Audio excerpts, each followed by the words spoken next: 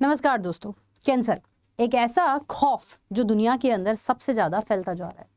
मैंने इसे रोग नहीं कहा, मैंने इसे रोग इसलिए नहीं कहा क्योंकि वाकई में रोग वो होता है, डिजीज वो होता है जब आपकी बॉडी के अंदर कोई bacteria, virus, fungi, algae, protozoa अगर आपकी बॉडी में आते हैं और बॉडी में आने के बाद में आप लोगों को आपकी इम्यूनिटी को वीक करते हैं और उसके अगेंस्ट जो है बॉडी काफ़ी सारा काम करती है और आपको जो है वो सिम्टम्स शो होते हैं जिसे हम लोग डिजीज या फिर रोग के नाम से जानते हैं। लेकिन क्या कैंसर वाकई में एक प्रकार का रोग है? और कैंसर जो कि हर एक जन के दिमाग में और उनके दिल में एक डर बैठा चुका है, ये कैंसर, तो क्या इस कैंसर का हमेशा बार बार हर बार हम लोग सोचते आए कि क्या इसका इलाज संभव नहीं है? तो दोस्तों अब हारेगा कैंसर, क्योंकि अब जो है वो कैंसर के लिए वैक्सीन खोज ली गई है। लेकिन इसके बारे में संपूर्ण जानकारी जो है वो अच्छे से पढ़नी और समझनी जरूरी है कि आखिरकार ये वैक्सीन काम क्या कर रही है और कैंसर जो है वो जनरली कैसे होता है। तो इन तमाम सारी चीजों के बारे में हम लोग जो है वो बात करेंगे। दुनिया की पहली वैक्सीन जो है वो बन चुकी है और दुनिया की पहली वैक्सीन पे बेसिकली बन तो चुकी है लेकिन इस पर ट्रायल चल रहा है। तो आपको ये ध्यान रखना है कि रसिया ने जो है ये दवाई बनाई है और यहाँ पे लिखा है कि कैंसर के मरीजों के लिए बड़ी खुशखबरी है कि भाई वैक्सीन तो खोज निकाली, लेकिन जनरली हम ये समझेंगे कि वैक्सीन क्या काम करती है और किस तरह से जो है वो पाई जाती है। सबसे पहले आपको ये ध्यान रखना पड़ेगा कि ये इतनी खतरनाक इसलिए है क्योंकि ये आपके बॉडी में क्या करेंगी। देखो, जब भी आपकी बॉडी में कोई बीमारी होती है तो आपकी बॉडी के अंदर जो प्रतिरक्षा तंत्र है ना वो बहुत ज्यादा एक्टिव हो जाता है, यानी कि हमारी बॉडी की इम्यूनिटी बनाने के लिए WBC रिस्पॉन्सिबल है ना। लेकिन अगर यही WBC, यही व्हाइट ब्लड सेल अगर बहुत ज्यादा बढ़ जाती है तो ये ब्लड कैंसर का टाइप भी बन जाता है, यानी कि इसे हम लोग जो है वो ल्यूकेमिया या फिर हम कहेंगे ब्लड कैंसर भी कहते हैं, जो कि WBC के बढ़ने यानी कि व्हाइट ब्लड सेल के बढ़ने से होता है। देखो, अति हर चीज की खराब है ना। तो बेसिकली WBC अगर बढ़ रही है तो इम्यूनिटी बढ़ रही है, लेकिन बहुत ज्यादा बढ़ जाएंगी तो कैंसर भी हो सकता है। खैर, यहाँ पर सबसे ज्यादा चीज जो आपको ध्यान रखनी है, कैंसर इतना खतरनाक है कि देखो यहाँ पर लिखा हुआ है कि 1 करोड़ लोगों की मौत कैंसर के कारण होती है और लगभग हर साल 6.1 करोड़ हो जाती है और हर 6 मौतों में से 1 मौत जो है वो कैंसर का कारण। सबसे पहले ये जानते हैं कि आइए कैंसर होता क्या है। जब हम कैंसर की बात करते हैं तो यहाँ पर आपने क्या देखा कि एक कोशिका 2 में विभाजित हुई, 2 से 4, 4 से 8, 8 से 16, 16 से 32 और इस तरीके से कोशिकाएं वृद्धि होती चली जाती हैं। ऐसा होता किस लिए है? इस तरह से जब एक जगह पर जहाँ पर 5 से 6 कोशिका रहनी चाहिए वहां पर अगर 500 या फिर जो है हम कहे 50 से 60 कोशिका रहेगी तो कोशिकाओं का एक समूह बन जाएगा जिसे हम ट्यूमर कहते हैं। और यही कैंसर का ट्यूमर जो है वो बेसिकली आपका कैंसर या फिर हम जनरल लैंग्वेज में कैंसर की गांठ कहते हैं। अब प्रश्न ये उठता है कि मैडम ये कोशिकाएं जो हैं वो विभाजित होती क्यों हैं? जनरली हमारे शरीर के अंदर कोशिकाएं होती हैं, पुरानी कोशिकाएं नई कोशिका में तब्दील होती हैं तो कोशिका विभाजन की घटना, कोशिका विभाजन यानी सेल डिवीजन करती हैं। अब यहाँ पर यह है कि कोशिका विभाजन का समय जो है वो अगर इंक्रीज हो जाए तो जहां पर जनरली 5 कोशिका होनी चाहिए वहां पर काफी सारी कोशिकाएं बन जाएंगी और वो ट्यूमर बना लेंगी। तो प्रश्न ये उठता है कि कोशिका का विभाजन होता क्यों है? देखो, आजकल का इन्वायरमेंट, रेडिएशंस है ना, रेडिएशंस के अलावा अगर मैं बात करूँ तो हमारा खान पान और हम इतने पॉल्यूशन, इतने हम रेडियो एक्टिव एलिमेंट्स के बीच में रहते हैं जिससे हमारी कोशिका के अंदर जो न्यूक्लियस है और न्यूक्लियस के अंदर जो DNA है यानी कि हमारा अनुवांशिक पदार्थ है उस पर इफेक्ट आता है और जिसके कारण हमारी कोशिकाएं जो है वो बहुत जल्दी विभाजित होने लगती हैं। तो बेसिकली आधार से ही दिक्कत है ना। कोशिका विभाजन के लिए न्यूक्लियस और न्यूक्लियस के अंदर DNA की रिस्पॉन्सिबिलिटी थी और यही DNA और यही न्यूक्लियस अगर मल्टीपल विभाजन करने लगेगा तो कैंसर जो है वो आप लोगों को देखने को मिलेगा, यानी कि हमारी ही शरीर की कोशिकाएं बहुत सारी वृद्धि हो जाती है और हमें ही नुकसान पहुंचाती है। जनरल भाषा में यही कैंसर है।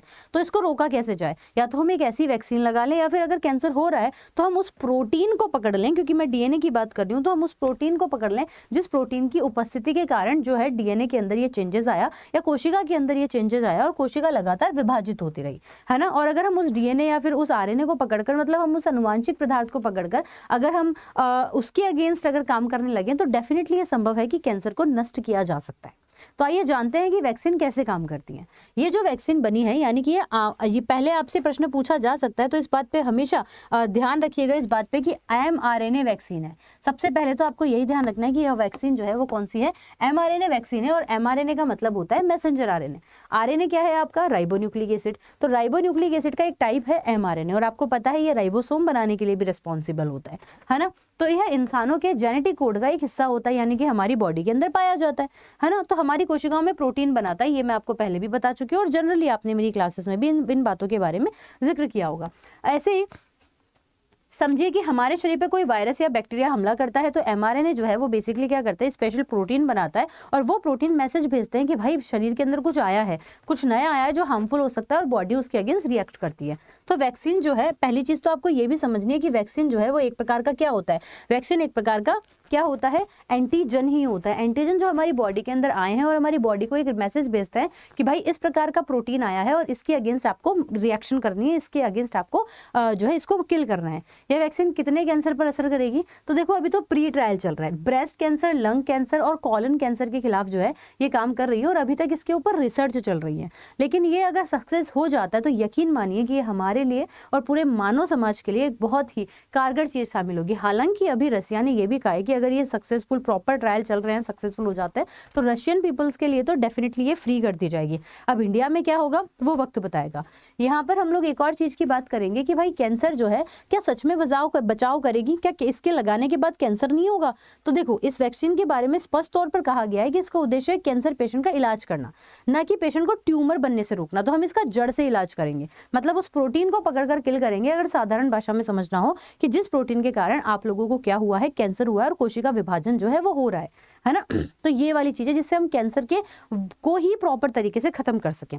अब कैंसर की बात ही कर रहे हैं तो हम टाइप ऑफ कैंसर के बारे में भी पढ़ ही लेते हैं। जैसे कि आप लोगों से पूछा जाए कि एडिनोमा जो है वो कौन से प्रकार का कैंसर होता है, तो एडिनोमा आप लोगों को ध्यान रखना a cancer of hormone secretion cells, है ना। ऐसी कोशिकाएं जो कि हार्मोन का सिक्रेशन करती है, उन सेल्स के अंदर अगर कैंसर हो रहा है तो उसे एडिनोमा के नाम से जानते हैं, है ना। सार्किनोमा की बात करते हैं तो एपिथेशियल टिश्यू जो होते हैं आप लोगों के, उनके ऊपर उनके अंदर अगर कैंसर हो रहा है तो उसे हम कार्सिनोमा के नाम से जानते हैं। फाइब्रोब्लास्ट जो होते हैं वो बेसिकली आप लोगों को ध्यान रखना कनेक्टिव टिश्यू के अंदर डेरिवेशन हो रहा है, यानी कि संयोजी ऊतक, है ना, के कारण के अंदर अगर टिश्यू के कैंसर हो रहा है तो उसे हम फाइब्रोब्लास्ट के नाम से जानते हैं, है ना। फिर उसके अंदर बात करते हैं फाइब्रोपैपिलोमा।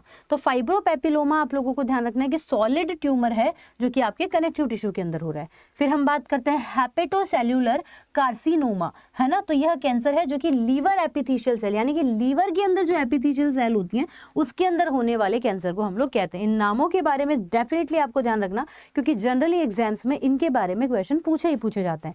इसके बाद में बात करते हैं एंडोथेलिनोमा, है ना। तो इसके अंदर आपको ध्यान रखना है कि यह लाइनिंग ऑफ ब्लड वेसल्स, है ना, या फिर हम बात कर सकते हैं तो एंडोथेशियल लाइनिंग ऑफ ब्लड वेसल्स के अंदर होने वाला है।